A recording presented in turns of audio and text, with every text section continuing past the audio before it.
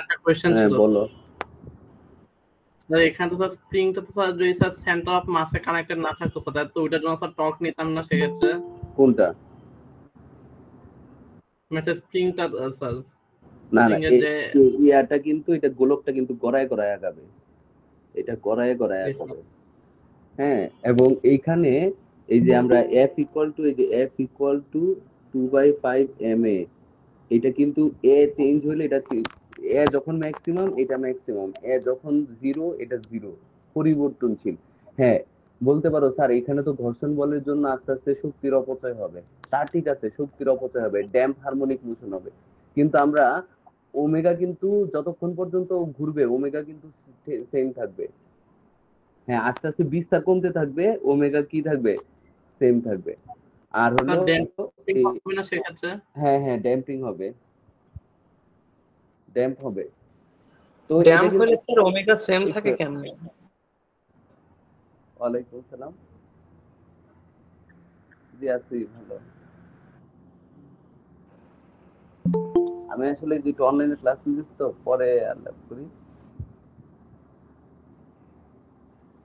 12টার পর্যন্ত ক্লাস আছে আসলে।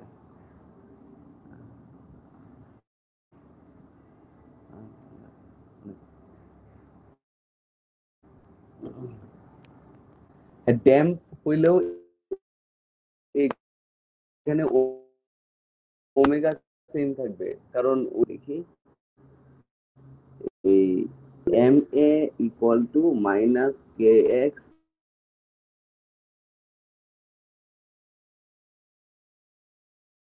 Minus plus F equal to minus K X. তাহলে এখানে আমরা লিখতে পারি এম এ প্লাস, ধরো এটার ক্ষেত্রে 2/5 ma equal to minus K X. তাহলে M 7/5 ma equal to minus K X. তাহলে A equal to minus 5k/7m।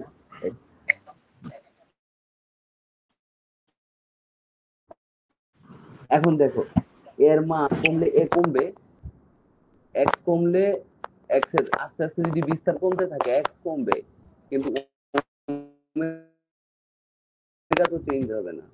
হ্যাঁ, আমরা যে ব্যাগের কথাটা বলছি এখানে আমরা সলভ করে যে ব্যাগটা দিচ্ছি ওটা কিন্তু একবারের জন্য ব্যাগ, ফার্স্ট টাইম ওই ব্যাগটা লাভ করবে, এরপরে কিন্তু ব্যাগ কমে যাবে, কারণ কি এক্স এর ভ্যালুটা কমে যাবে, এক্স এর ভ্যালুটা কমে যাবে, এই জন্য এটা প্রথমবার minus K X minus F কি হবে তো স্যার?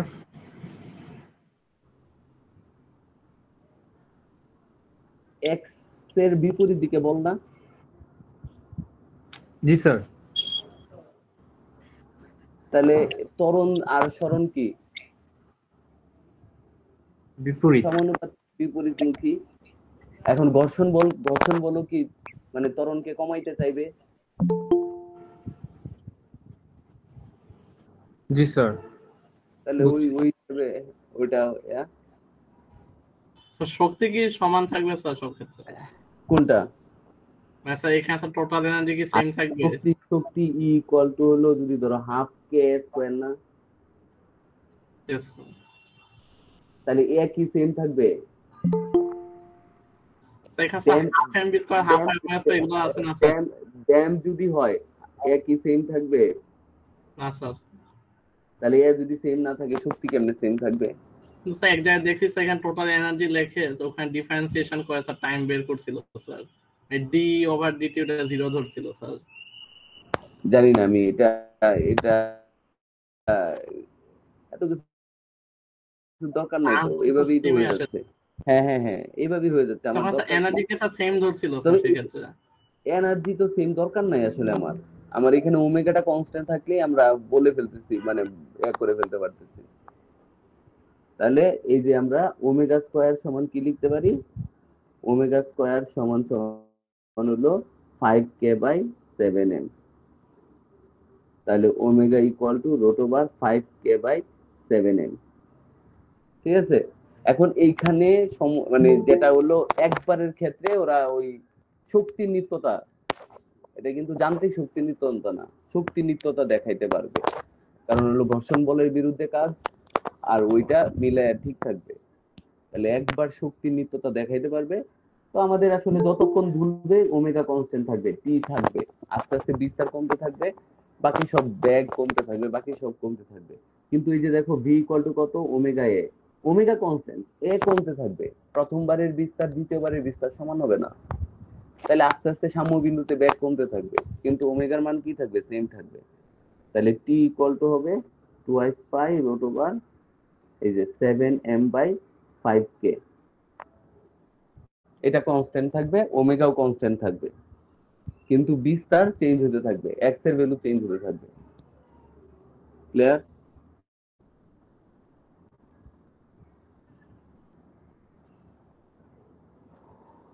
আচ্ছা, স্যার ওখানে এম এর সমান মাইনাস কে এক্সটা একবার একটু বলবেন? এম এ সমান তো মাইনাস কে এক্স, কারণ কি ত্বরণ আর সরণ সমানুপাতিক আর বিপরীতমুখী। আর মাইনাস এফটা দেওয়ার কারণ কি স্যার? হ্যাঁ, মাইনাস কে এক্স মাইনাস এফটা দেওয়ার কারণটা একবার একটু বলবেন? এফ কি ত্বরণকে কমায় দেয় না? ঘর্ষণ বল কি ত্বরণকে কমায় দেয় কিনা? হ্যাঁ স্যার। তাহলে এটা বাদ দিব না? বুঝছি স্যার। আচ্ছা ঠিক আছে, আমরা আরেকটা ম্যাথ দেখবো। স্যার গতদিন স্যার একটা ম্যাথ করিয়েছিলেন স্যার, যে বুলেট একটা ব্লকে আঘাত করে, আঘাত করার পর আরেকটা নির্দিষ্ট বেগ নিয়ে বেরিয়ে যায়। তো ওই যে বুলেটটা বেরিয়ে যায় সেই বুলেটটার স্প্রিং এর উপর কোনো প্রভাব ফেলবে না? না, স্প্রিং এ আটকে গেলে স্প্রিং এর উপর প্রভাব ফেলবে কেমনে? আগে সংঘর্ষ নিবা, তারপরে স্প্রিং এর প্রভাব। ধরো তুমি তুমি এইটাকে আঘাত করে ছিদ্র করে চলে গেল, হ্যাঁ, তাহলে এই যে m1v01 plus 0 equal to m1v1 plus mv, ঠিক আছে? তাহলে আমরা এইখান থেকে এই যে বুলেটের শেষ বেগ পাবো, আদি বেগ আছে, তাহলে ভি কত, m1v01 minus m1v1 divided by m। তাহলে এইটা কার বেগ? এটাও স্যার ওই যে ব্লকের বেগ। তাহলে আমরা লিখবো হাফ mv, হাফ। যদি বুলেটটাও যদি ওই ভি1 বেগে যদি স্প্রিং কে আঘাত করে, তো বুলেটের গতিশক্তিটা স্প্রিং এর বিভব শক্তি না না মানে না, এখন এখন কথা হলো এই যে চলে গেছে না, সে তো ছিদ্র করে চলে গেছে, সে কি আবার মানে আঘাত করার কারণে তো ব্লকটা ব্যাগ লাভ করছে না? তাহলে কিন্তু হাফ এম ব্লকে যদি হিট করে যদি স্প্রিং এর জায়গায় লাগে, স্প্রিং এর পরেই ব্লকের। না না না, স্প্রিং এ গিয়ে লাগলে তো তাহলে আবার ব্যাক করে গেল কই, তাহলে তো আটকে গেল না। ওকে যদি স্প্রিং এ আটকে গিয়ে ব্যাক জিরো হয়ে যায়, তাহলে ওটা আটকে গেল না। জি স্যার, বুঝতে পেরেছি স্যার। এইটা হবে হাফ কে এক্স স্কোয়ার বা কে স্কোয়ার। স্যার যদি এমন করে করি যে বুলেটের যতটুকু গতিশক্তি লস হবে ওইটুকু গতিশক্তি পাবে হলো ইয়াটা, মানে বস্তুটা, এভাবে কি হবে? হ্যাঁ, গতিশক্তি লস দিয়ে করলে আসলে এটা হবে না, এটা ভরবেগের নিত্যতা দিয়ে করতে হবে। কারণ গতি শক্তি এটা হলো যে স্থিতিস্থাপক সংঘর্ষ কিনা আমরা জানি। না স্যার। তাহলে আগে ওই স্থিতিস্থাপক সংঘর্ষ না হইলে তো বুলেট যতটুকু গতি শক্তি হারাইছে পুরোটা ব্লক নাও লাভ করতে পারে। বুঝছি স্যার। এটা তো স্থিতিস্থাপক সংঘর্ষ না। তাহলে আমরা সংঘর্ষ ঘটলে আগে হলো ভরবেগের নিত্যতা, তারপরে হলো সংঘর্ষ। আমার ওটা দিয়ে স্থিতিস্থাপক হইলো কিনা না হইলো মাথা ব্যথার কোনো কিছু নেই।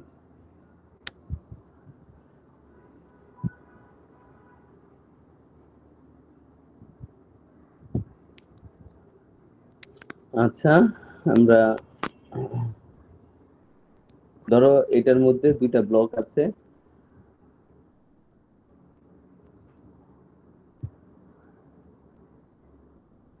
এই একটা, এদিকে আরেকটা। এটা হলো m1, এটা m2, মাঝখানে একটা স্প্রিং আছে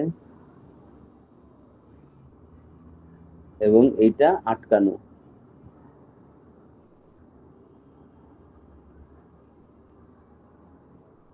ঘর্ষণহীন তল, চিত্রের স্যার তলটা কি ঢালু স্যার? না না না না অনুভূমিক, আগ থেকে একটু হেয়ার ফেলছে আর কি। তলের চিত্রের ব্লক ব্লক দুটিকে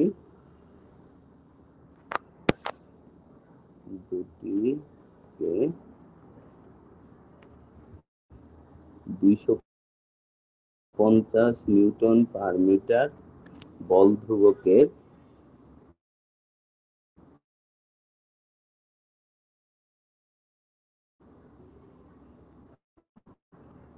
যুক্ত করে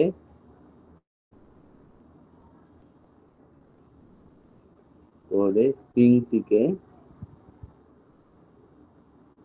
20 সেন্টিমিটার সংকুচিত করে সুতা দিয়ে আটকে রাখা হয়েছে।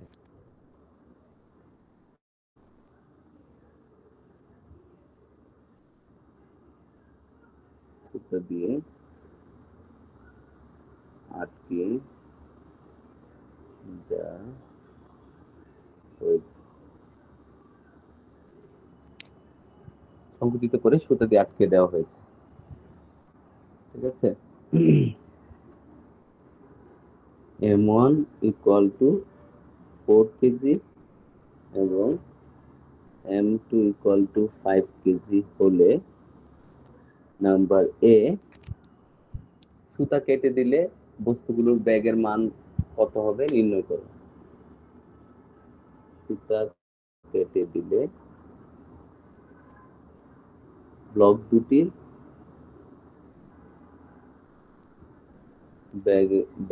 ব্যাগের মান নির্ণয় করো।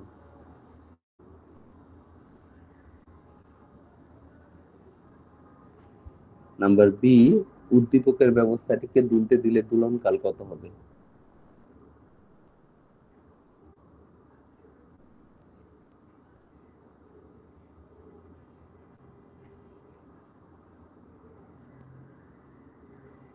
দিলে দোলনকাল কত হবে।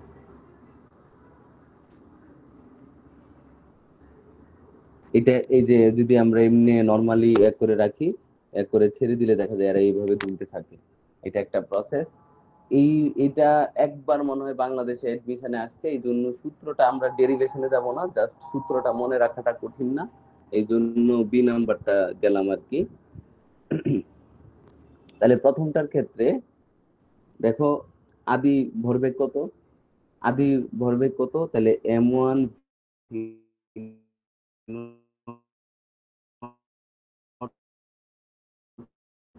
1 M2 not to call 1 V1 as minus কি দিকে হয়, V1 কোন দিকে হবে, উল্টা দিকে, একটা আরেকটার উল্টা দিকে। তাহলে এইটাও 0 plus 0 equal to M1 V1 minus M2 V2। তাহলে আমরা যদি সুতা কেটে দিই, একজন যদি V1 বেগ লাভ করে আরেকজন V2, তাহলে আমরা এইভাবে লিখতে পারি M1 V1 equal to M2 V2 equal to P। এই যে দুইটা ব্লক, একজন V1 বেগ লাভ করলো, সুতা কেটে দিলে ব্লক দুটি যথাক্রমে V1 ও V2 বেগ লাভ করলে আমরা এটা লিখতে পারি। তাহলে আমরা এইখানে লিখতে পারি আবার half M1 V1 square plus half M2 V2 square. এই যে বেগ লাভ করলো এটা কার সমান হবে, হাফ কে এক্স স্কয়ার, এটাকে আমরা বলি ইউ। এটা হলো হাফ কে এক্স স্কয়ারের সমান শক্তি লাভ করবে। তাহলে আমরা এটা লিখতে পারি P square by 2M1 plus P square by 2M2 equal to U. তাহলে পি স্কয়ার কমন নিলে 2M1 M1 plus M2 equal to U. তাহলে P square equal to 2M1 M2 U divided by M1 plus M2। সুতরাং P equal to M1 V1 equal to M2 V2 equal to root over 2 M1 সরাসরি এই ম্যাথটা এবার ধরো এই যে ঢাকা ভার্সিটির এডমিশনে আসছে, এটা রিটেনে আসছে এটা। তাহলে এই যে এখানে আমরা ইউ কত, হাফ ইন্টু 250 ইন্টু 0.2 স্কোয়ার, কত এটা?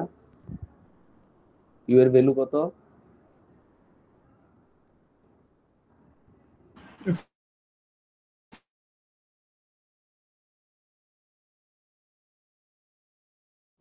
5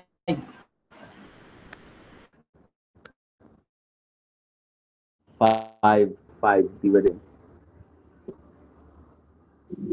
4.71 কত? 4.71 4 কেজি মিটার পার সেকেন্ড। তাহলে V1 হবে 4.71/4 আর V2 হবে 4.71/5। বেগের মান এত বেগ লাভ করবে।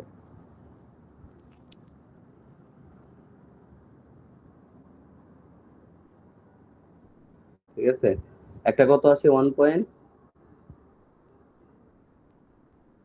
1.1785 মিটার পার সেকেন্ড, আর এটা কত আসে 0.942 0.942। এটা হলো একটা। এখন আমরা যদি পরেরটা দেখি,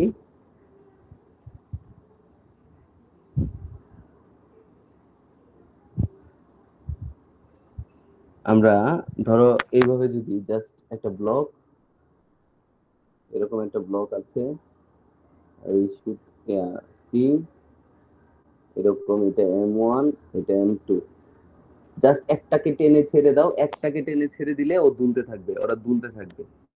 এটার ক্ষেত্রে আমাদের সূত্রটা মনে রাখি আমরা, এটার থিওরি আমি গ্রুপে দিয়ে দিব না, যার ইচ্ছা দেখে নিও, দরকার নাই। আমাদের সূত্রটা আমরা জেনে রাখি এখানে, T = 2s pi root over, এটা যদি বল ধ্রুবক কে হয় m/k, যেখানে m টা হলো m1 m2 divided by m1 plus m2, যেখানে m হলো m1 m2 divided by m1 plus m2। তাহলে আমরা এইভাবে টিটা লিখতে পারি। তাহলে টি কত হবে 2s পাই রুট ওভার, এখানে যদি বসাই m1 m2 divided by k m1 plus m2।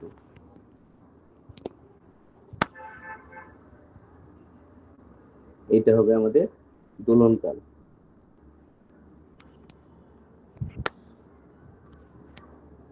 এটা হলো দোলনকাল। এটা অ্যাডমিশনে ছাড়া আসার চান্স নাই। এটাও মানে উপরেরটাও আসলে অ্যাডমিশনে ছাড়া আসার চান্স কম, কিন্তু এইটা হলো আমাদের এই সূত্রটা মনে রাখলেই হবে, তাহলেই হয়ে যাবে। যদি আমরা এই যে এরকম ভাবে ঘর্ষণহীন তলে আছে,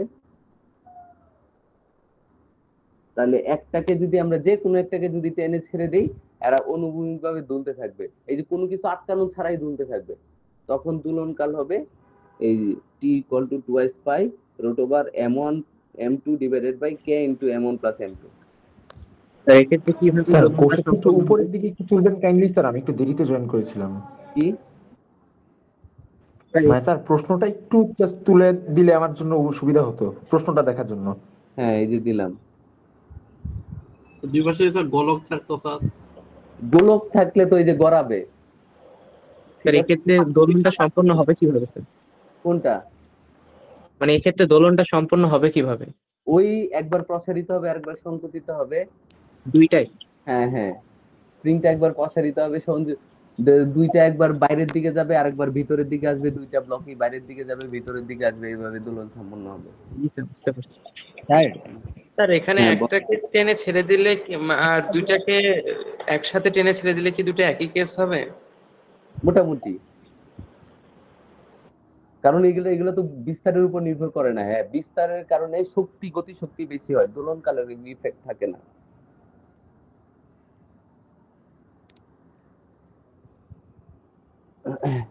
সাধারণত একটাকে সরায় ছাড়তে হয়, এই থিওরি আসলে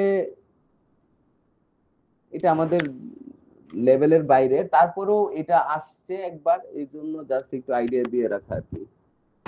স্যার এগুলো তো প্রসারিত স্প্রিং, হ্যাঁ এগুলো তো প্রসারিত স্প্রিং। হ্যাঁ হ্যাঁ হ্যাঁ, প্রসারিত অনুভূমিক স্প্রিং, অনুভূমিক দোলন, এগুলা প্রসারিত স্প্রিং।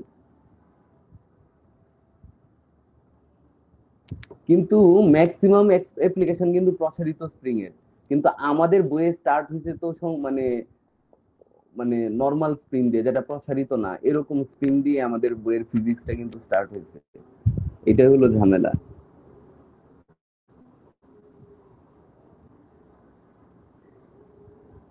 আচ্ছা দেখি, আমি আজকে ক্লাসের শেষে এই চ্যাপ্টারে ম্যাথ দিব, কিছু ম্যাথ আছে ওটা দিব, আরো কিছু জিনিস হয়তো এমনি তোমাদের সামনে গ্রুপে দিতে পারি, যদি আসলে দেখা যায় যে সময় পাই আর কি। আচ্ছা আমরা এখন সরল দোলক শুরু করি, স্প্রিং এর আলোচনা আচ্ছা গোলক থাকলে কি এভাবে ভরের সমবায় নেওয়া লাগবে স্যার? দুই পাশে গোলক থাকলে, গোলক থাকলে গোলকের ক্ষেত্রে যদি না ঘুরে একই জিনিস। আচ্ছা যদি আবর্ত ঘর্ষণ থাকে তাহলে তো আগের মতো করে করব দুইটার জন্য। আগের মতো আবর্ত ঘর্ষণ থাকলে তখন ক্যালকুলেশনটা ডিফারেন্ট হবে। আর যদি ঘর্ষণহীন তল হয় তাহলে তো আবর্ত ঘর্ষণ থাকবে না, একই জিনিস। গোলক নেও, ব্লক নেও, যাই নেও, ও তো ঘুরবে না, মানে ও হ্যাঁ সব ক্ষেত্রে একই জিনিস। আচ্ছা আমরা শুরু করি সরল দোলক।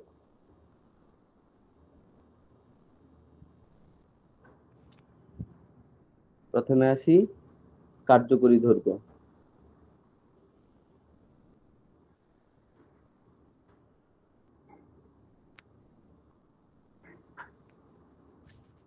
কোন সরল দোলকের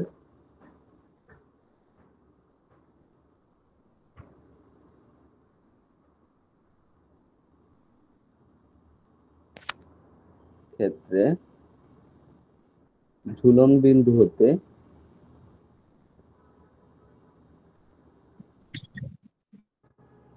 ববের, এটা কি পড়ানো হয়েছিল স্যার? হ্যাঁ তোমাদের এটা হয়ে গেছে, তাও করতে পারো। Okay sir. কেন্দ্র পর্যন্ত দূরত্বকে এর কার্যকরী দৈর্ঘ্য বলে।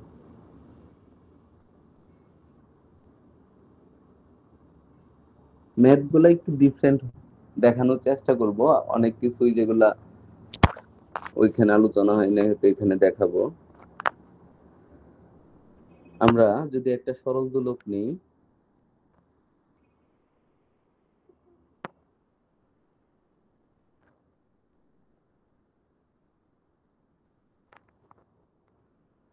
ঠিক আছে না বাঁকা হয়ে গেছে।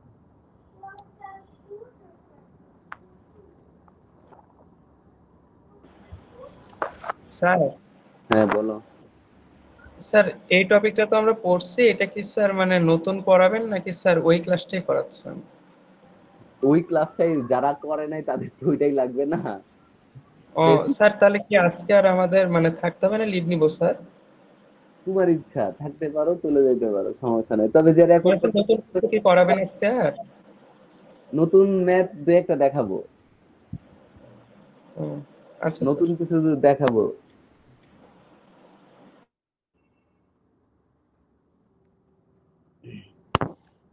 তো রেকর্ডিং দেওয়া হবে? রেকর্ডিং তো করতেছে মনে হয়, রেকর্ডিং দেওয়া।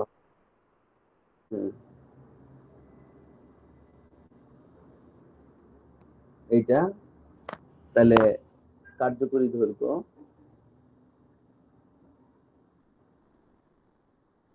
এল এল ইকুয়াল টু এল প্লাস আর। এল হলো সুতার দৈর্ঘ্য,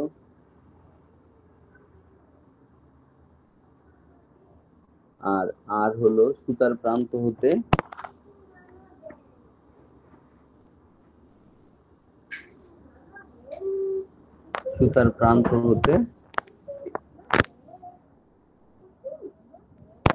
ববের ভার কেন্দ্র পর্যন্ত দূরত্ব।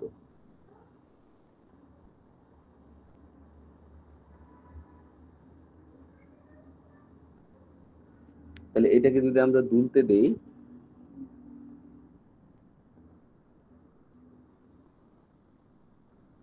আমরা যদি অল্প বিস্তারে এটাকে দুলতে দেই, তাহলে এইখান থেকে এটা দোলা শুরু করলো এই পথে, ঠিক আছে? তাহলে এইটা যদি থিটা হয়, এই এতটুকু হলো এল কস থিটা, এল কস থিটা, এই এতটুকু। তাহলে এই এতটুকু, এতটুকু হবে হলো এল মাইনাস এল কস থিটা সমান সমান এল কমন নিলে 1 মাইনাস কস থিটা,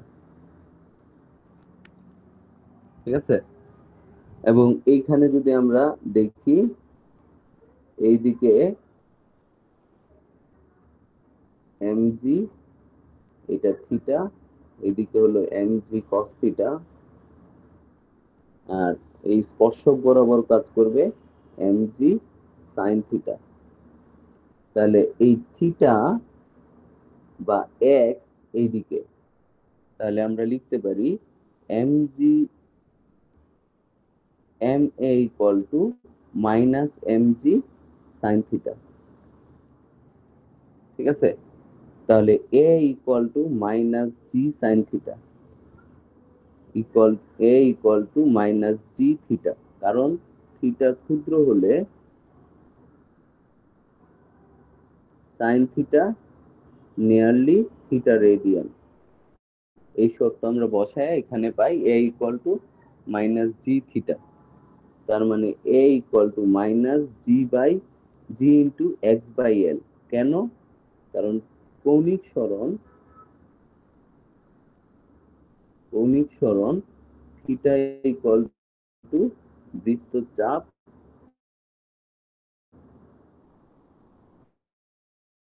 বাই ব্যাসার্ধ এক্স বাই এল।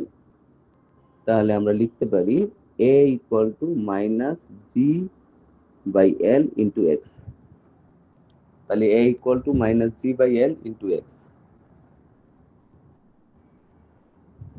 তাহলে এই যে আমরা ত্বরণের সমীকরণ আমরা পেয়ে গেলাম, ত্বরণের সমীকরণটা পেয়ে গেলাম।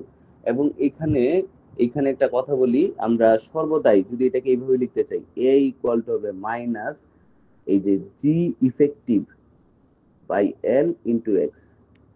এখানে ইফেক্টিভ যেটা ওইটা নিতে হবে, ইফেক্টিভ যা তা নিতে হবে। যদি উপরে উঠতে থাকে তাহলে কি ইফেক্টিভ? ধরো লিফটের মধ্যে একটা দোলক নিলা, তাহলে জি ইফেক্টিভ কত হবে? এইটা হইতে পারে জি প্লাস এ প্রাইম, এ ত্বরণে ঊর্ধ্বমুখী যদি গতিশীল থাকে। জি ইফেক্টিভ হইতে পারে জি মাইনাস এ প্রাইম, এ প্রাইম ত্বরণের নিচের দিকে গতিশীল থাকলে।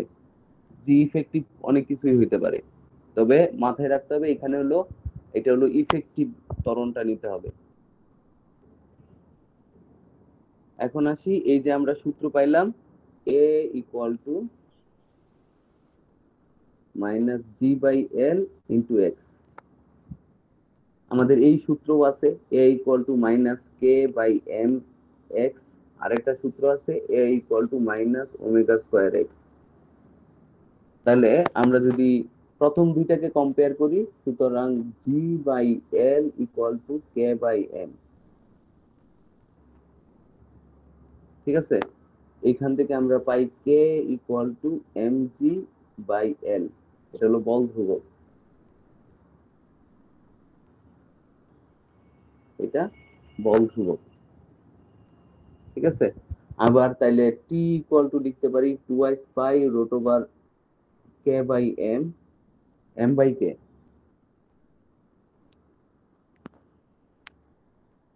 M by K equal to 2i pi root over L by G. তাহলে আমরা এইটা এখান থেকে এটা লিখতে পারি।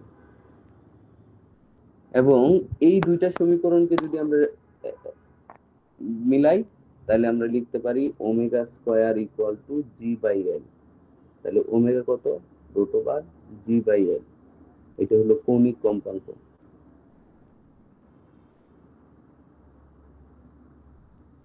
এটা হলো কৌণিক কম্পাঙ্ক। তাহলে আমরা লিখতে পারি 2π/t √g/l। সুতরাং t 2π√l/g √l/g। আবার এটা হলো পর্যায়কাল।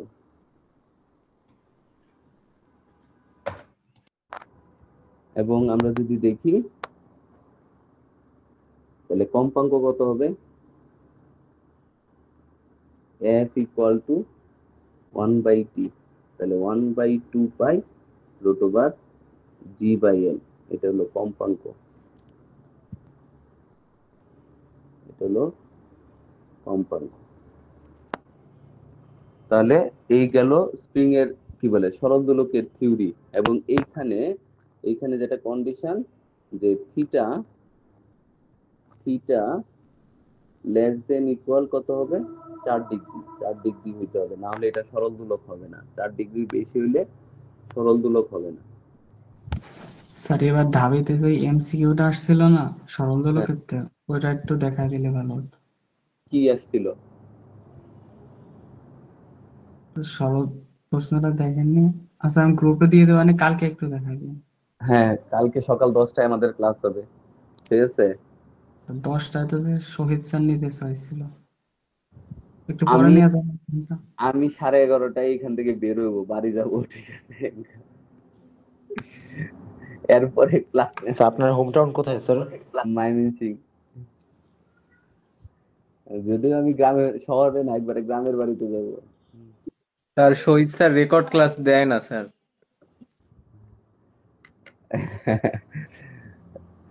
আমার দেখো 10টার আগে নিলে লাভ নাই, কারণ ঘুম থেকে কেউ দেখা যায় আমি নিজে উঠতে পারছি না, ঠিক আছে? এখন 10টার আগে বাসার স্যার। হ্যাঁ, 8:30 থেকে বাসার স্যার। সকাল 8:30 থেকে বাসার স্যার কোন ম্যাচের অনলাইন দিছে? আচ্ছা, ওই চিন্তা বাদ। 10টা বা 10:10 দিকে ক্লাস শুরু করব। স্যার রাত্রেবেলা নেওয়া যায় না স্যার এই সময়? হ্যাঁ, এই সময় নেওয়া যায় না স্যার কালকে? কালকে ঢাকায় থাকবো না আমি। 11:30টার পরে 11:30টার দিকে গাড়ি করা আছে, আসবে, চলে যাবো, ঠিক আছে? আচ্ছা, আমরা একটা ম্যাথ দেখি। ধরো একটা ট্রাক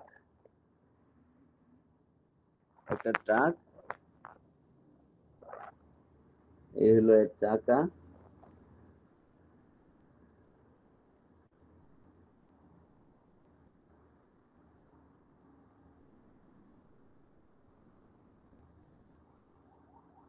হ্যাঁ, এইটা এইদিকে গতিশীল, a = 3 মিটার/সেকেন্ড স্কয়ার ত্বরণে, ঠিক আছে?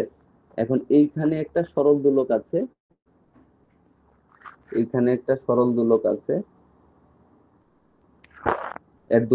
এর ক্ষেত্রে ঘটনাটা কি ঘটবে? এইখানে একটা সরল দোলক, ট্রাকটা 3 মিটার/সেকেন্ড স্কয়ার ত্বরণে সমতরণে সামনের দিকে গতিশীল। তাহলে এই ক্ষেত্রে কি ঘটবে? স্যার যেহেতু এটা আনুভূমিক ভাবে যাচ্ছে, তাই এটা জি এর উপর কোনো একটা প্রভাব ফেলবে না। তাই এইদিকে কাজ করবে আর এর ত্বরণের আপেক্ষিক ব্লকটার মানে ববের উপর ত্বরণ কাজ করবে এইদিকে এনে। তাই এটা কি করবে? এটা বেঁকে যাবে, এটা সরে আসবে, এটা এইদিকে সরে আসবে, এইখানে সরে আসবে, এইটা স্থির অবস্থাটা এইখানে হবে। এবং এইখানে যদি আমরা দেখি, এই যে এইদিকে যদি টি কাজ করে, এটা যদি থিটা হয়, তাহলে এইদিকে হলো টি কস থিটা, আর এদিকে হলো টি সাইন থিটা, আর এইদিকে কাজ করবে হলো এমজি, এইদিকে কাজ করবে এম এ। স্যার এখানে হলো T sine theta = M A, আর টি কস থিটা = এমজি। তাহলে tan theta equal to G by A নাকি এ বাই জি। তাহলে এইটা সাম্য অবস্থাটা, এটা হলো নতুন সাম্য অবস্থা, নতুন সাম্য অবস্থা, নতুন সাম্য অবস্থা। তাহলে থিটা কত? tan ইনভার্স এ বাই জি, এটা হলো সাম্য অবস্থার কোণ। এবং ইন্টারেস্টিংলি যদি আমরা এইটাই যে হাইলাইট করি, এইদিকে কাজ করতেছে এম জি, এইদিকে এম এ, মধ্যবর্তী কোণ কত? 90 ডিগ্রি। তাহলে টি ইকুয়াল টু হবে root over M A whole square plus M G whole square.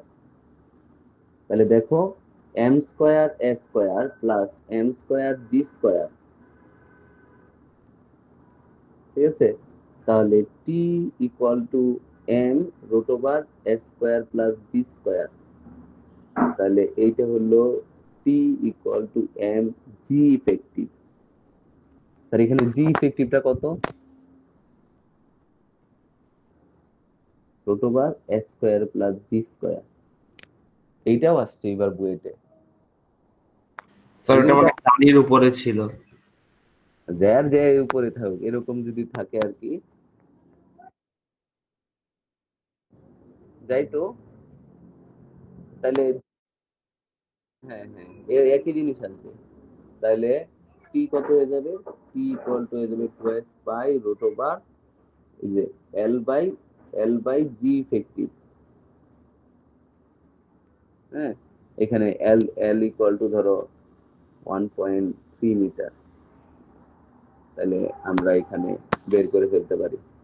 তাহলে 2s বাই 1.3 বাই এটা হলো root over A square plus G square. তাহলে কত আসে টি এর মান? 1.3 রুট ওভার এটা হলো 3 স্কোয়ার প্লাস 9.8 স্কোয়ার ও 2s পাই, এই হলো 2 সেকেন্ড। এইটা হলো যদি ত্বরণ থাকে বা এরকম এয়ার থাকে, আমাদের জি ইফেক্টিভ বা এ ইফেক্টিভটা চেঞ্জ হয়ে যাবে এবং ওই অনুযায়ী আমরা তখন দোলনকাল পাবো। এবং এইটার ক্ষেত্রেও যদি আমরা দেখি যে আমরা পাইছি হলো কত? T equal to 2s pi root over L by G. তাহলে প্রথম ক্ষেত্রে হলো T proportional to root L, এবং আমরা এখান থেকে লিখতে পারি T1 by T2 equal to root over L1 by L2। এবং এই সূত্র দিয়ে কিন্তু অনেক ম্যাথ আছে, অনেক ম্যাথ।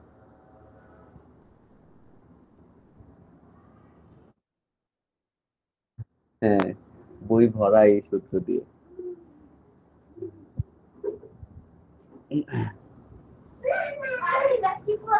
আমরা পানির মধ্যে নিয়ে গেলে কি পরিবর্তন আসবে পর্যায়কাল নির্ণয়ের ক্ষেত্রে? পানির মধ্যে যদি নিয়ে যাই, জি স্যার। তাহলে ধরো আমরা পুরা ব্যবস্থাটা পানিতে নিতে পারি বা ববটাও পানিতে নিতে পারি, কোনো সমস্যা না। ধরো এই হলো আমাদের এটা, এবং এইখানে একটা পানির পাত্র আছে।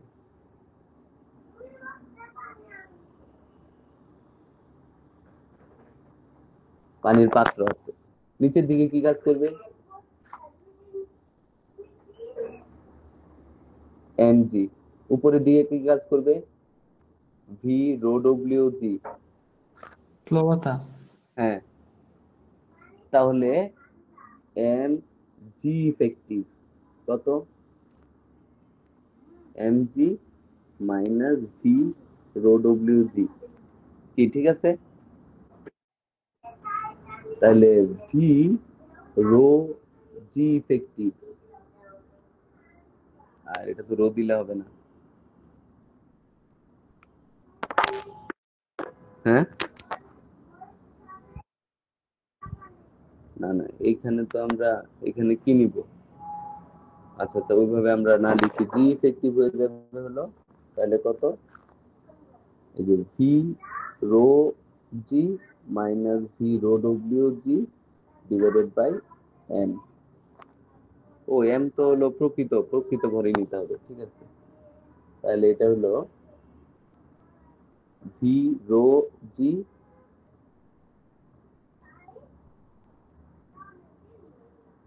চিকেন, তাহলে V rho minus rho W G, তাহলে ভিবি কাটা, তাহলে জি ইফেক্টিভটা কত হবে, rho minus rho W by rho into G, এটা হয়ে যাবে আমাদের জি ইফেক্টিভ। তাহলে টি কত হবে, twice by root over L by G effective, এইটা হলো আমাদের। স্যার এখানে সান্দ্রতা কাজ করবে না? কোনটা? এখানে স্যার যদি বলতে থাকে সান্দ্রতা এখানে কি প্রান্ত বেগ লাভ করবে?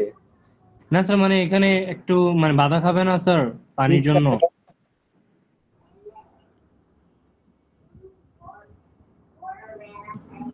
সরল দোলক হলে বিস্তারটা কেমন হবে?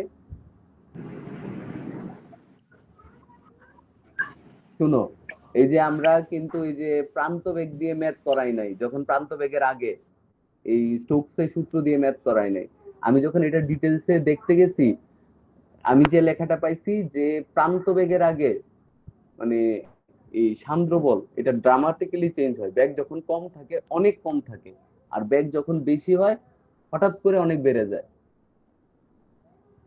এটা ড্রামাটিক্যালি চেঞ্জ হয়।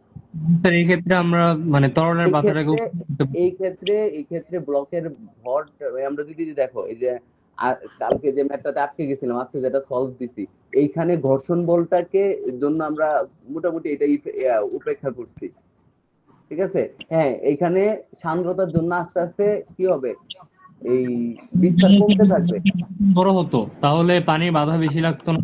শোনো, সান্দ্রতার জন্য আমি কি বলতেছি শোনো, সান্দ্রতার জন্য আস্তে আস্তে এটা ড্যাম্পড হারমোনিক মোশন হবে, কিন্তু এটা কম্পাঙ্কে কোনো ইফেক্ট ফেলবে না, দোলনকালে কোনো ইফেক্ট ফেলবে না, বুঝে গেছে? স্যার ড্যাম্প হারমোনিক মোশন হলো কি স্যার, ওমেগা কম্পাঙ্ক আর টি সেম থাকবে। এখন দেখো, এখন এটা প্রান্ত বেগ লাভ করবে না, আর প্রান্ত বেগের আগে সান্দ্র বলের সূত্র, এই যে এই সূত্র কোনো সূত্র নাই, তাহলে আন্দাজে আমি এখানে সান্দ্রতা নিয়ে এসে শুধু ঝামেলা বাড়ায় লাভ আছে?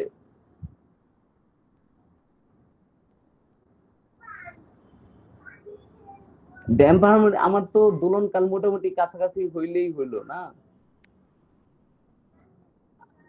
প্রান্ত বেগের আগে এই ব্লকের উপর বা গোলকের উপর যে সান্দ্র বল কাজ করবে এটা বের করার কোনো সূত্র নাই। কেউ যদি বলে যে এই 6 পাই এনআরটি, উনি না জানে বলে, ঠিক আছে। তো এখানে প্রান্ত বেগ লাভ করবে না, পরিবর্তনশীল বেগ 0 থেকে ম্যাক্সিমাম, এটা এই অল্প বিস্তারে দুলবে, বেগের মান খুব বেশি হবে না, হালকা হয়ে যাওয়ার কারণে বেগ আরো কমে যাবে। সো ওই দিকে আমাদের না যাওয়াটাই ভালো। হ্যাঁ, আমি তো বললামই যে এখানে সান্দ্র বলের জন্য যেটা হবে ড্যাম্পড হারমোনিক মোশন হবে, তবে সান্দ্র বল অতি নগণ্য হয়, এটাকে আমরা ইগনোর করতেছি। স্যার যদি বব আনস্থিত অবস্থায় থাকে? কোনটা?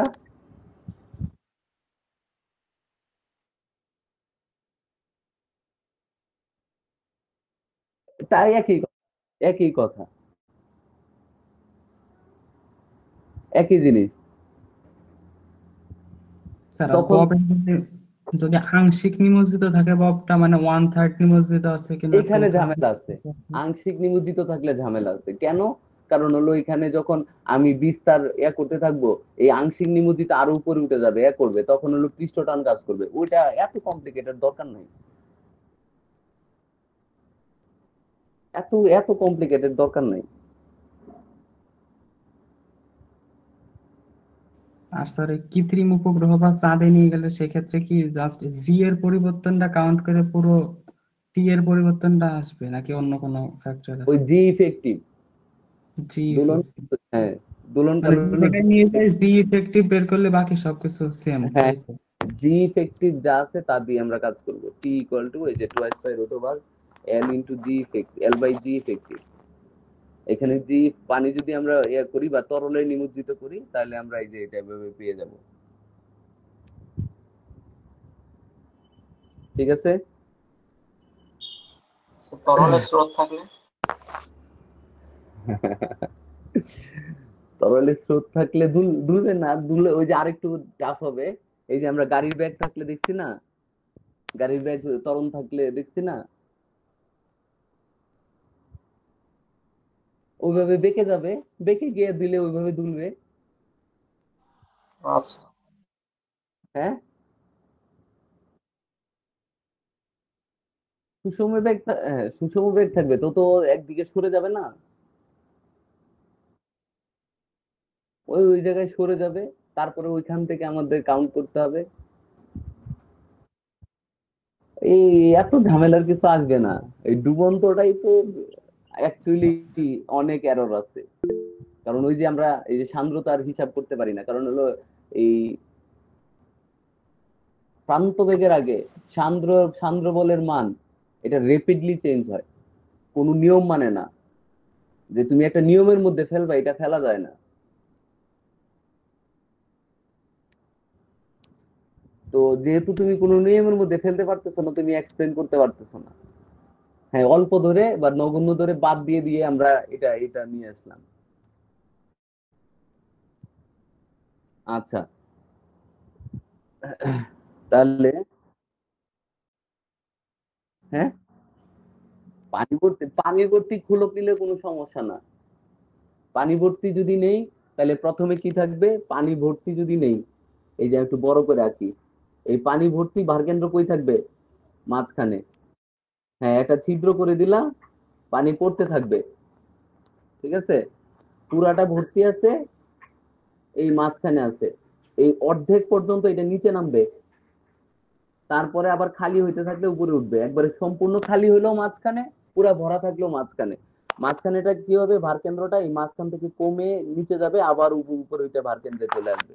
তাহলে এল এর মান প্রথমে বাড়বে, পরে কি কমবে। তাহলে এই যে টি প্রপোর্শনাল টু রোট এল, এল বাড়ার কারণে টি কি বাড়বে। তাহলে আমরা যদি টি ভার্সেস এল এর গ্রাফ দেখি, ধরো সাধারণত এটার ক্ষেত্রে টি এল কনস্ট্যান্ট, তাহলে টি এল কনস্ট্যান্ট, আস্তে আস্তে এল বাড়তেছে, তাহলে কি হবে, আস্তে আস্তে এল বাড়তেছে, টি এর মান বাড়বে, বাইরে আবার পরে কমবে। এবং এইটাই যে এরকম হবে, এইদিকে যদি টি নাও আর এইদিকে যদি ধরো এই রোট রোট এল নাও বা এল যদি নাও এল, তাহলে একটা একটা নির্দিষ্ট দোলনকাল এই থেকে কমে, এই যে প্রথমে বাড়ে, তারপরে আবার কমে আগের জায়গায় চলে আসে। ঠিক আছে? হুম রোটেল বা এল, এটা রোটেল, এই গ্রাফ আসলে গ্রাফ দেওয়াটা ঠিক না এগুলা। তো প্রথমে দোলনকাল আস্তে আস্তে বাড়বে, একটা নির্দিষ্ট সর্বোচ্চ দোলনকাল হবে, আবার কমে আগের জায়গায় চলে আসবে। ঠিক আছে?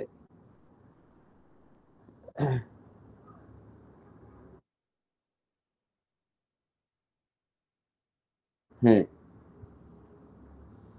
অর্ধেকটা যখন খালি মানে উপরের অর্ধেকটা খালি হয়ে যাবে তখন সবচেয়ে নিচে নামবে, তারপর আবার উপরে উঠা শুরু করবে, এবং পুরা খালি হইলে আবার ভারকেন্দ্র আগের জায়গায় কেন্দ্রে চলে যাবে।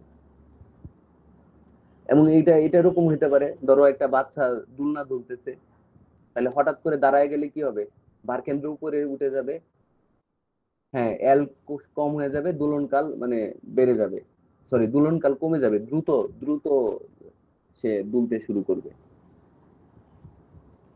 তাহলে এই যে টি প্রপোর্শনাল টু রোট এল, এটার যদি আমরা গ্রাফ আঁকি, তিনটা গ্রাফ হইতে পারে। এটা হলো টি এল, টি ভার্সাস এল, আরেকটা হলো টি ভার্সাস রোট এল, আরেকটা হলো টি স্কোয়ার ভার্সাস এল। তাহলে টি এর পাওয়ার হয় হাফ, তাহলে টি ভার্সাস এল যদি আমরা গ্রাফ আঁকি, এটা হলো মানে এর গ্রাফ।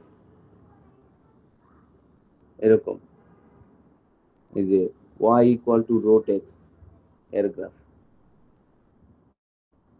আর টি ভার্সাস রোটেল এর পাওয়ার 1 এটা হবে মূল বিন্দুগামী সরল রেখা, আবার টি স্কয়ার ভার্সাস এল এইটাও মূল বিন্দুগামী সরল রেখা। এবং এইটার যদি আমরা কিছু ম্যাথ দেখি যে এরকম একটি সরল গোলকে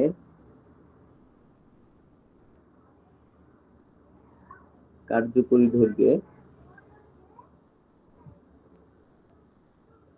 স্যার 2 নাম্বার আর 3 নাম্বার গ্রাফের ঢাল কি একই থাকবে? না, টি ভার্সাস রোটেল আর টি স্কয়ার ভার্সাস এটা তো ডিফারেন্ট না। টি স্কয়ার আর জি টি স্যার।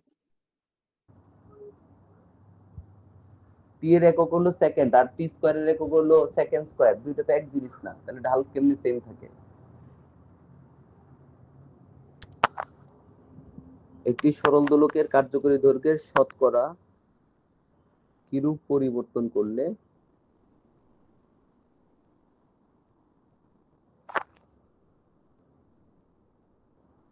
এর একটি সরল দোলকের কার্যকরী দৈর্ঘ্যের শতকরা কিরূপ পরিবর্তন করলে এর দোলনকাল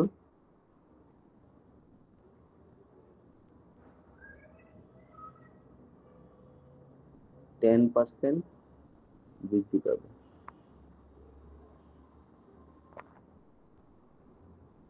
তাহলে যদি আমরা দেখি এখানে টি প্রপোর্শনাল টু রোটেল, তাহলে T prime by T equal to root over L বা এল প্রাইম বাই এল। এখানে টি প্রাইমটা হলো টি প্লাস টি এর 10%, তাহলে টি প্লাস 0.1 টি, তাহলে 1.1 টি। তাহলে আমরা যদি এটা দেখি তাহলে 1.1 T by T equal to root over L prime by L, তাহলে L prime by L equal to 1.1 square, তাহলে এল প্রাইম ইকুয়াল টু কত আসে? 1.1 স্কয়ার করলে কত আসে? 1.21 এল। তাহলে সুতরাং কার্যকরী দৈর্ঘ্যের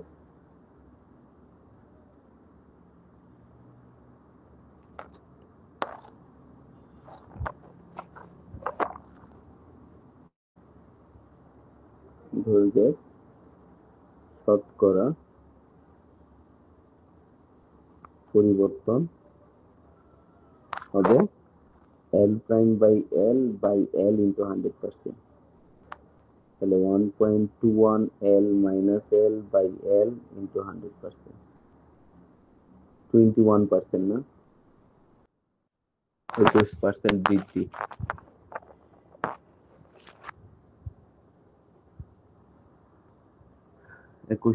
বৃদ্ধি। আরেকটা যদি আমরা ম্যাথ দেখি,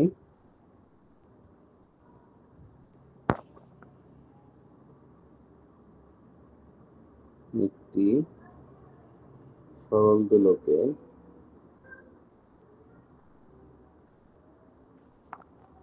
কার্যকরী দৈর্ঘ্য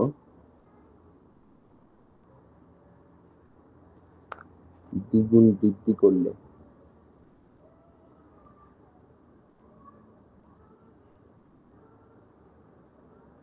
এর দোলনকালের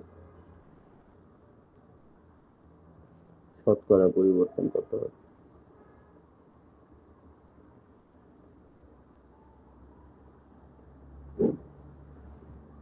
একটি সরল দোলকের কার্যকরী দৈর্ঘ্য দ্বিগুণ বৃদ্ধি করলে এর দোলনকালের শতকরা পরিবর্তন কত হবে?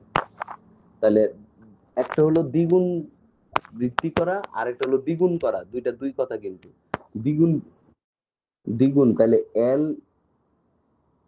ইকুয়াল টু এল হলে এল প্রাইম ইকুয়াল টু 3l, তাহলে T prime by T equal to root over L prime by L, তাহলে রুট 3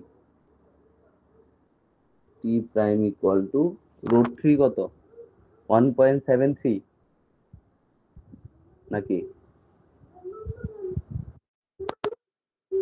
1.732 সুতরাং দোলনকালের শতকরা পরিবর্তন কত হবে? T prime by T minus T into 100%। এটা আসবে 73.2%।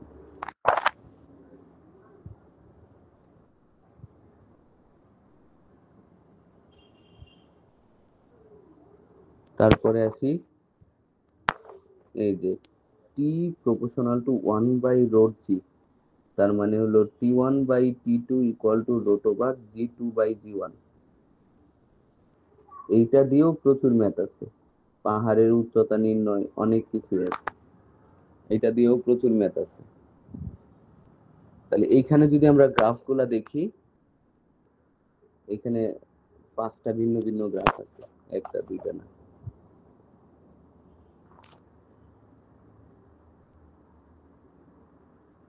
পাঁচটা গ্রাফ আছে।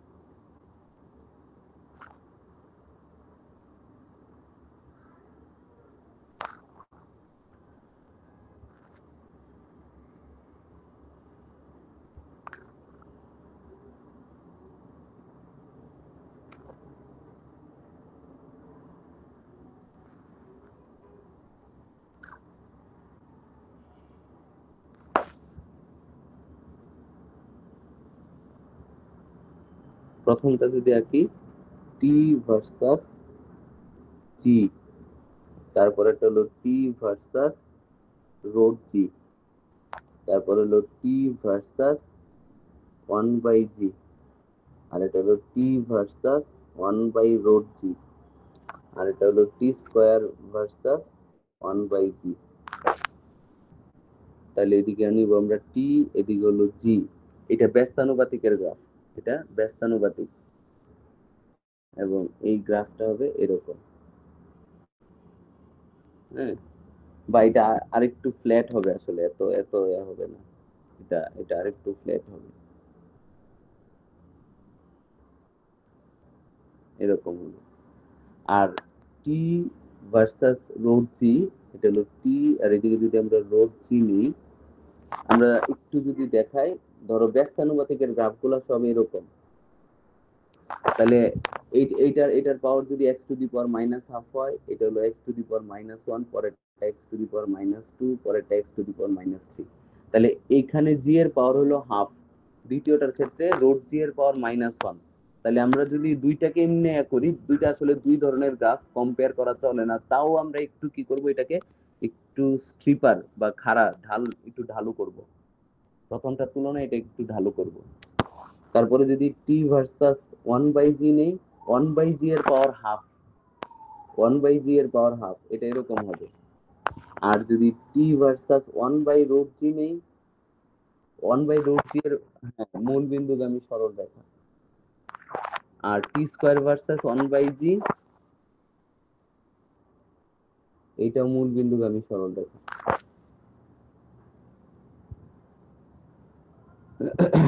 এবং এইখান থেকে আমরা যেটা পেতে পারি, একটা হলো যে সূত্র আছে আমাদের পাহাড়ের উচ্চতা নির্ণয়।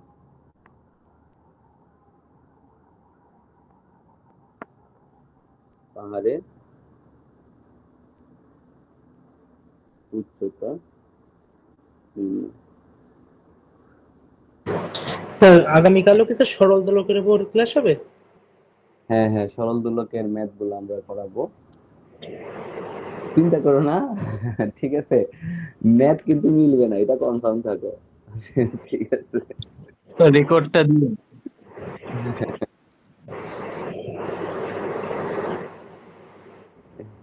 ম্যাথ না মিলে ম্যাথ দিতে পারবো, এই টেনশন করো না। ঠিক আছে,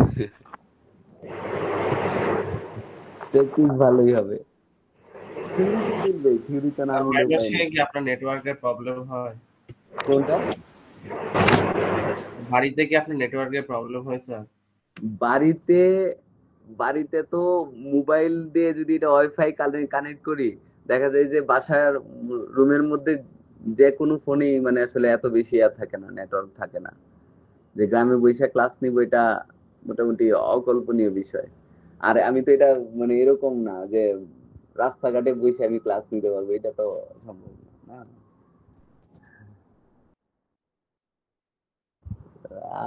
স্টার্লিং 20,000 টাকা দিয়ে স্টার্লিং নিবে না।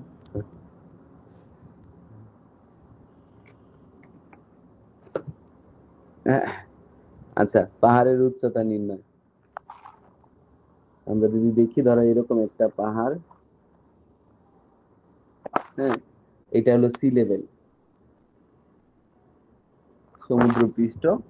তাহলে এইখানে ধরো আমাদের দোলনকাল টি, অভিকর্ষ ত্বরণ জি, আর এটা হলো আমাদের পাহাড়ের চূড়া, উচ্চতা হলো এইচ, এটা পাহাড়ের চূড়ার উচ্চতা এইচ, এবং এই পাহাড়ের চূড়ায় দোলনকাল হলো টি প্রাইম, জি এর মান জি প্রাইম। তাহলে আমরা জানি ভূমিতে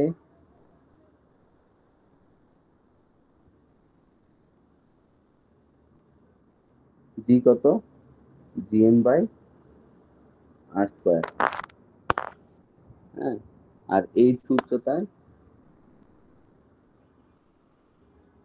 জি prime equal to GM by R plus H whole square. তাহলে সুতরাং G by G prime equal to GM GM কাটা R plus H by R whole square, তাহলে 1 plus H by R whole square. আবার T proportional to 1 by root G, সুতরাং T prime by T equal to root over G by G prime. তাহলে আমরা লিখতে পারি T prime by T equal to root over, এটা যদি বসাই 1 plus H by R whole square, তার মানে আমরা এখান থেকে লিখতে পারি সুতরাং T prime by T equal to 1 plus H by R. তাহলে টি প্রাইম কত, T prime equal to T 1 plus H by R, এটা একটা সূত্র।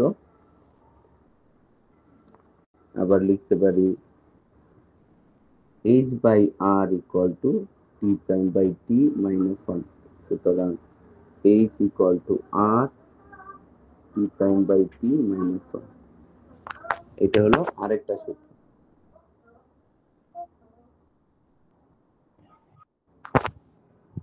এই পাহাড়ের উচ্চতা নির্ণয়ে এই হলো আরেকটা সূত্র। এই দুইটা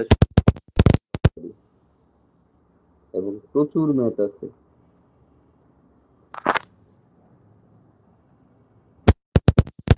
তার উপরে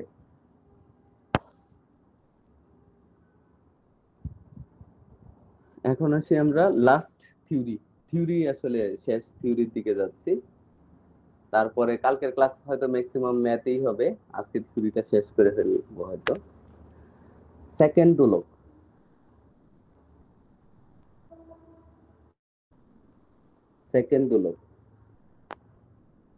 যে দোলকের সরল দোলকের দোলনকাল 2 সেকেন্ড, যে সরল দোলকের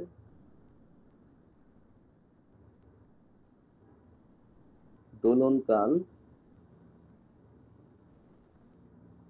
2 সেকেন্ড তাকে সেকেন্ড দোলক বলে।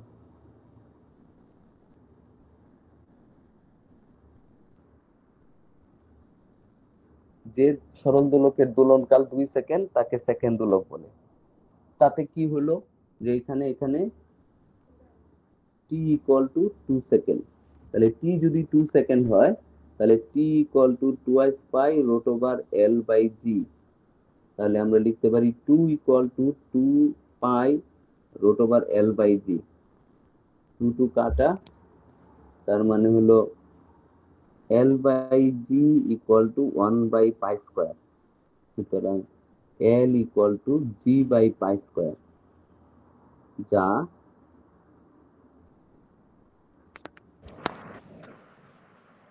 সেকেন্ড দোলকের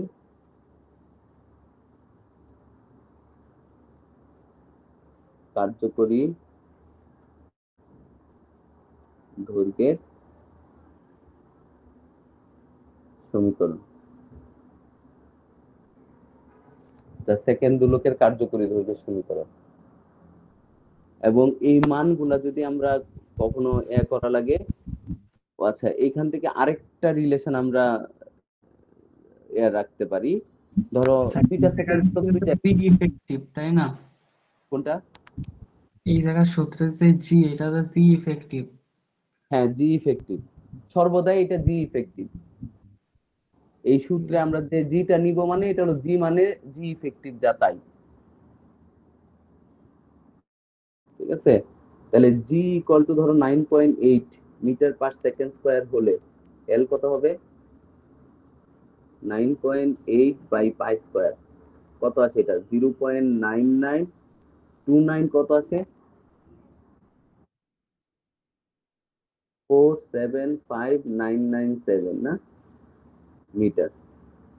এবং আমি প্রেফার করি এইসবের এইখানগুলোর ম্যাথে বা এইখানকার ম্যাথে কোনো ডিজিট বাদ না দেওয়া, কারণ তুমি একটা ডিজিট বাদ দিবা মানে রেজাল্ট পারফেক্ট আসবে না।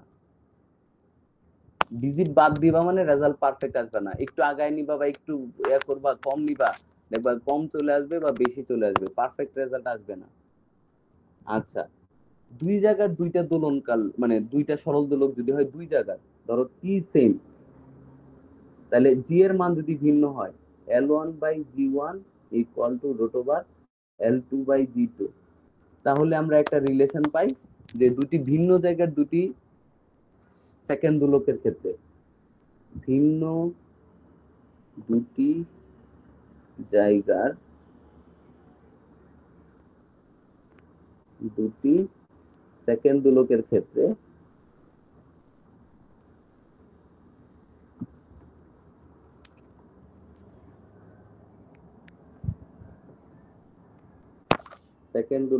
ক্ষেত্রে আমরা এই যে পাই L1/G1 equal to L2/G2 equal to ধ্রুবক। ঠিক আছে, যদি টি সেম হয়, এই যে টি তো সেমই হবে কারণ সেকেন্ড দোলক যদি আমরা নেই তাহলে এই রিলেশনটা আমরা পাই।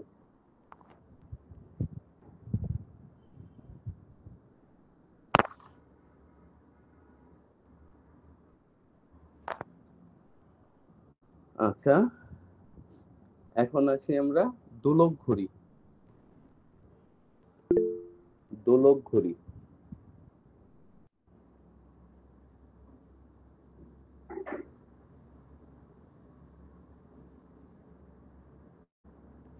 দোলক ঘড়ি যে সেকেন্ড দোলককে ব্যবহার করে বা সেকেন্ড দোলকের আইডিয়া ব্যবহার করে যে ঘড়ি বানানো হয় এটাকে আমরা বলি দোলক ঘড়ি। সরাসরি আমরা লিখি, এটা ডেফিনেশন খুব বেশি একটা আসে না, তারপরে তাহলে সেকেন্ড দোলক ব্যবহার করে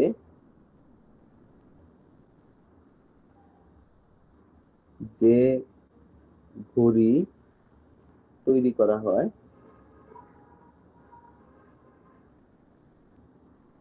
তাকে দোলক ঘড়ি বলে।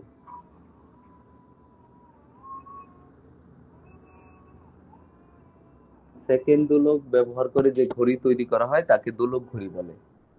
ঘড়ির মেকানিজম অনেক ধরনের ঘড়ি আছে, মেকানিজম ভিন্ন ভিন্ন, তবে দোলক ঘড়ির মেকানিজমটা হলো কি, ধরো যদি দুলে এই যে এক পাশ থেকে ধুলে আরেক পাশে যাবে 1 সেকেন্ড লাগবে, ওইটা হলো ওর মেকানিজম। তাহলে এখান থেকে যাবে 1 সেকেন্ড, ও কাউন্ট করবে এক পাশে গেল আবার আসলো 1 সেকেন্ড, তাহলে যাওয়াটা 1 সেকেন্ড, আসাটা 1 সেকেন্ড। তাহলে একটা পূর্ণ দোলনে ও কত সময় হিসাব করবে? 2 সেকেন্ড। একটি পূর্ণ দোলনে তাহলে হিসাব করবে 2 সেকেন্ড।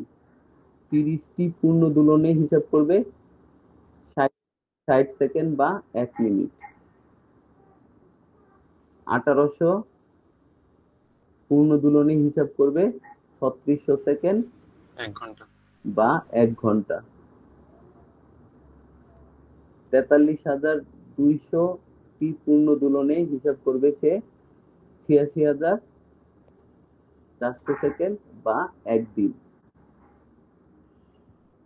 ঠিক আছে, তাহলে সে কাউন্ট করবে কি দোলন সংখ্যা। তাহলে সেকেন্ড দোলক কি কাউন্ট করে? সেকেন্ড দোলক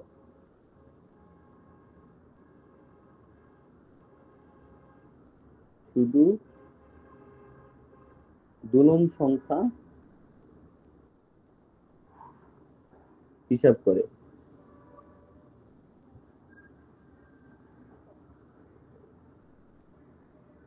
শুধু দোলন সংখ্যা হিসাব করে। এখন কোনো কারণে যদি দোলন কাল চেঞ্জ হয়ে যায়, এটা জি এর জন্য হইতে পারে, শীতকাল গরমকালের জন্য হইতে পারে, ঠিক আছে, তাপমাত্রার এর জন্য চেঞ্জ হইতে পারে, আমরা জানি। হ্যাঁ, তাহলে আমরা এমন একটা তার নিলাম যেটা হলো তাপমাত্রার প্রভাবিত এর দৈর্ঘ্য বেড়ে যেতে পারে বা কমতে পারে। যে কোনো কারণে, এই যে আমরা দুইটা কারণ আছে, T proportional to root L আর টি প্রপোর্শনাল টু 1/রোট জি, দুইটার যে কোনো কারণে দোলনকাল যদি চেঞ্জ হয়ে যায়, তাহলে ওর দিনের হিসাবটা ও তো হিসাব করবে দোলন সংখ্যা। 43,000 একটা দোলন দিলেই 2 সেকেন্ড, 30টা দোলন দিলেই 1 মিনিট, 1800 দোলন দিলেই 1 ঘন্টা, 43,200টা দোলন দিলেই সে একদিন। তাহলে এখন 43,200 দোলন দিতে একদিন অ্যাকচুয়ালি এত সেকেন্ড লাগতেছে কিনা ও তো এটা হিসাব জানে না। ও তো দোলনকালের হিসাব মানে দোলনকালটা হিসাব মানে করতে পারে না। ওর সময় কত লাগতেছে ও জানে 2 সেকেন্ড লাগতেছে, ওইভাবে ধরেই হিসাব করে। এখন কোনো কারণে কমও লাগতে পারে, বেশিও লাগতে পারে। তাপজনিত প্রভাবে এই যে L equal to L naught 1 plus alpha theta change হয়ে যেতে পারে। আবার জি তো চেঞ্জ হইতে পারে, G prime equal to GM by R plus H whole square change হয়ে যেতে পারে। তাহলে এর জন্য এর কি হইতে পারে? দোলনকাল চেঞ্জ হয়ে যেতে পারে।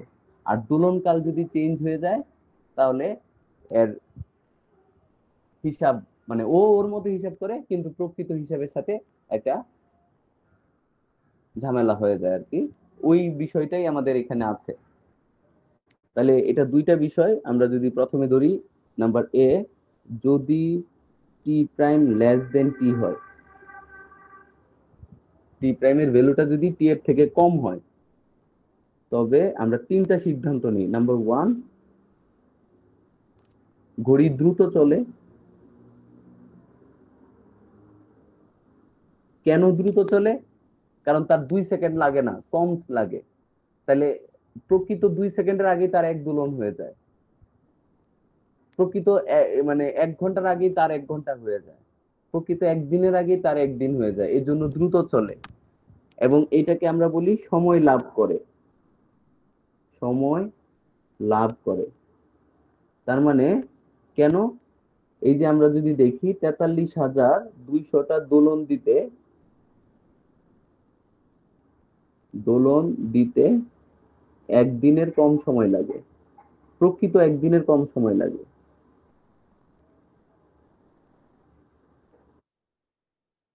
হ্যাঁ, প্রকৃত একদিনের কম সময় লাগে। একে সময় লাভ বলে। তাহলে এই জন্য সময় লাভ করবে। তাহলে নাম্বার 3, বেশি দোলন দিবে।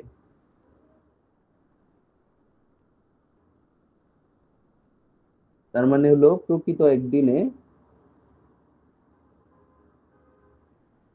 43,200 অপেক্ষা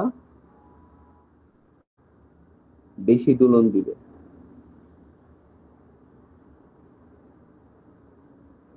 প্রকৃত একদিনে 43,200 অপেক্ষা বেশি দোলন দিবে। তাহলে একটি পূর্ণ দোলনে সময় লাভ করে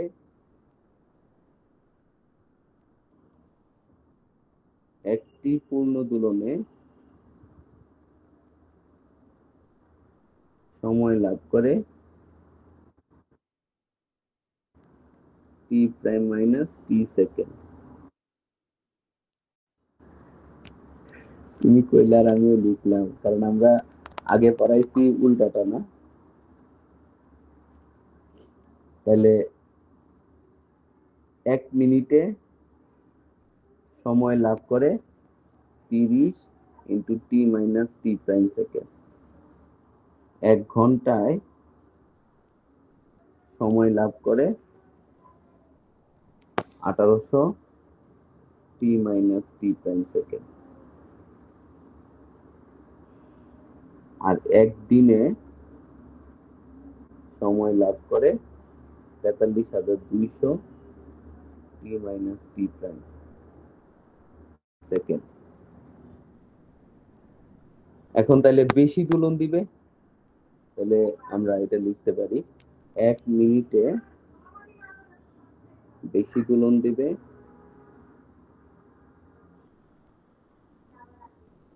1 মিনিটে বেশি দোলন দিবে কয়টা? 30 into T minus T prime by T prime টি।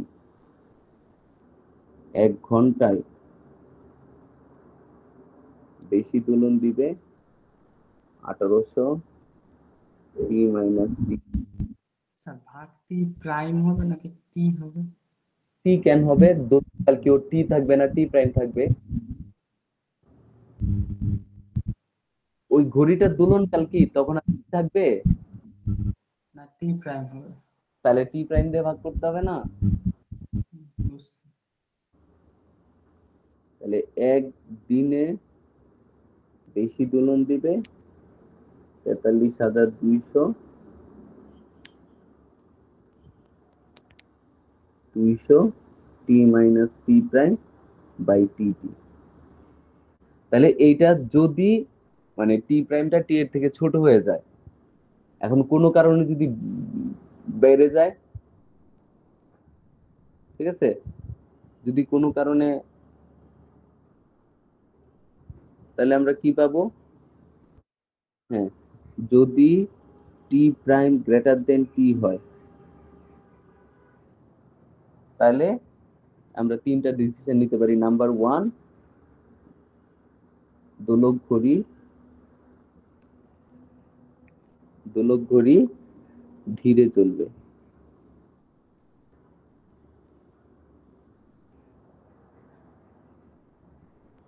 ধীরে চলবে। নাম্বার 2, সময় হারাবে।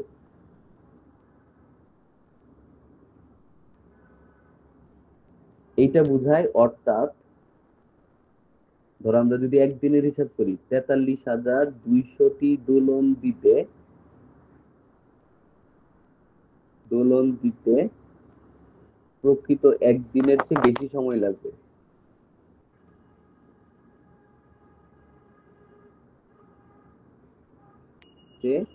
বেশি সময় লাগবে।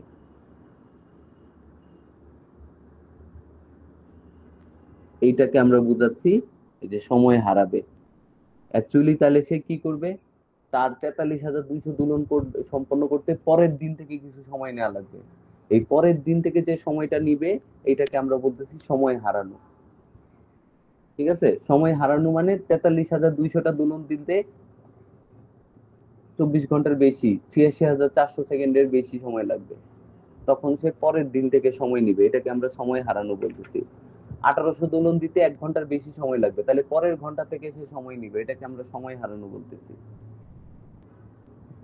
নাম্বার 3, কম দোলন দিবে।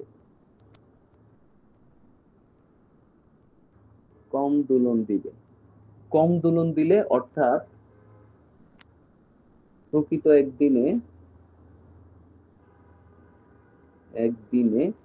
43,200 অপেক্ষা কম দোলন দিবে।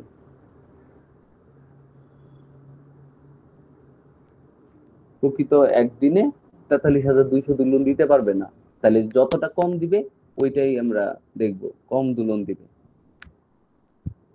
তাহলে এইখানে আমরা একটি দোলনে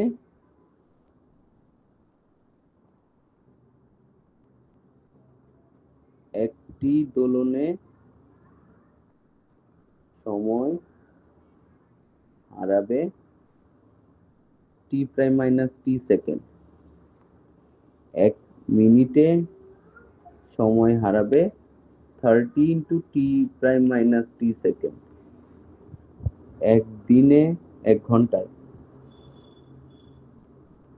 সময় হারাবে 1800 ইন্টু টি প্রাইম মাইনাস টি সেকেন্ড, আর একদিনে সময় হারাবে 3600 ইন্টু টি 36 সেকেন্ড, 43200 টি মাইনাস টি প্রাইম সেকেন্ড। তাহলে যদি আমরা কম দোলন দিবে কি, সুতরাং একদিনে কম দোলন দিবে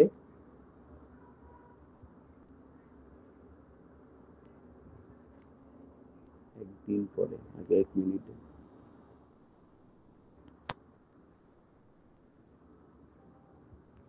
কয়টা 30 into T prime minus T by T prime T, 1 ঘন্টায় কম দোলন দিবে 1800 into T prime minus T by T প্রাইমটা, আর এক দিনে কম দোলন দিবে 43200 T prime minus T by T প্রাইমটা। এই হলো, এইগুলা দিয়ে কিন্তু প্রচুর মানে ম্যাথ আসে, বোর্ড কোয়েশ্চেন তো ম্যাক্সিমাম এগুলোর উপর দিয়েই চলে, কতটা সময় হারাবে, পাহাড়ের উচ্চতা কি, এই টাইপের বিষয়। ঠিক আছে, তো মোটামুটি আমাদের এই থিওরির অংশ শেষ। ইনশাল্লাহ আমরা কালকে সকাল 10টায় ক্লাস শুরু করব এবং চেষ্টা করব যে এই যতগুলা মানে ম্যাথের ভেরিয়েশন আছে একটু দেখায় দেওয়ার।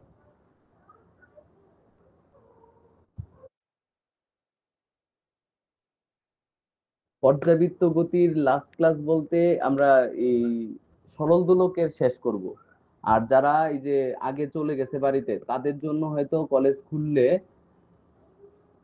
মঙ্গলবারে একটা এই যে ওয়ান শট ক্লাস দিব আর কি, মঙ্গলবারে আমরা এটা টাইম দিব, যারা ওই শুধু ওই যে সরল দোলন গতি সম্পন্ন কণার গতি সমীকরণের কিছু অংশ যারা মানে আগে বাড়ি চলে যাওয়ার জন্য করতে পারেনি তাদের জন্য একটা অফলাইন ক্লাস নিব আমি, অফলাইন, অনলাইন না।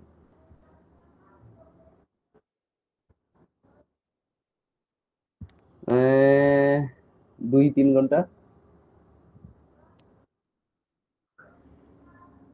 ঠিক আছে,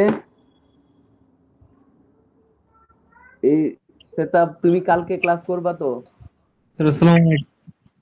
আচ্ছা তাইলে রেকর্ড, হ্যাঁ 10টার সময়, ঠিক আছে, আল্লাহ হাফেজ।